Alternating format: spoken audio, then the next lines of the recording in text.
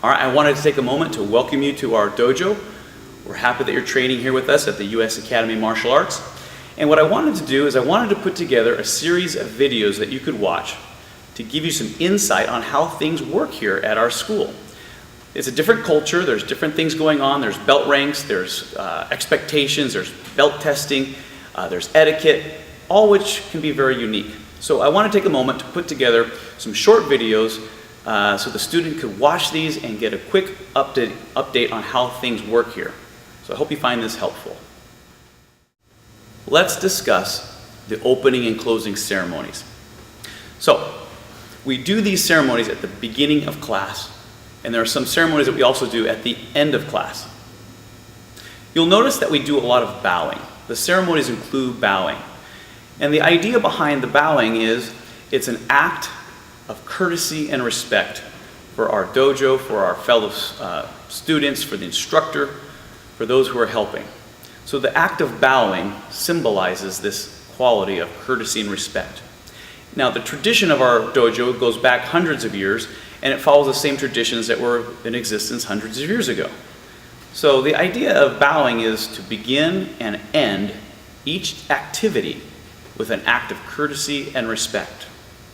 So when you walk into the dojo, one of the first things that a student does is they bow as they enter into the training area. And then when they leave, they do the same thing, they bow.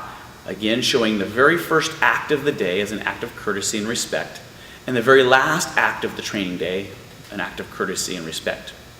So this theme is woven into the ceremonies that we do. So let's discuss the opening ceremony. The opening ceremony, the first student, the highest ranking student in the class, will lead the ceremony.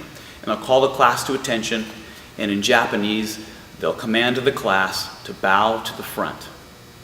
Then they'll turn and face the instructor to give an opportunity for the instructor to show courtesy and respect to the students, as well as the students to show courtesy and respect to the instructor. Following the instructor, if there's any senpais, any higher ranking students there to assist, the students would therefore turn, as well as the instructor, and show respect by bowing to those senpais. Once that's concluded, the next step would be called seiza. Seiza is a kneeling ceremony where we focus our minds on performing the task at hand. So we kneel down, the ceremony begins with a clap, proper breathing in through the nose, exhaling out of the mouth, and then the idea is for the student to focus their mind on doing martial arts to the best of their ability. You might call this an opportunity to focus and get psyched up for class. With the second clap, the students should be very focused, psyched up. They'll open their eyes, they'll take a deep breath, and with most classes, we'll ki with our term, us. And that spirited word kind of concludes this psyching up period and focus period, and then the act of training then ensues.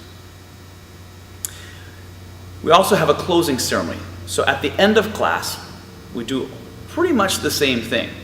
We come to attention, the high ranked student would then lead the closing ceremony, which would include bowing to the front, bowing with the instructor, bowing with any senpais if they're present, and then we add one more element to conclude the class, which is a formal statement thanking everybody in class for participating, because we need each other. So it's an act of being grateful for your fellow classmates, for the dojo, for the atmosphere in which we can learn.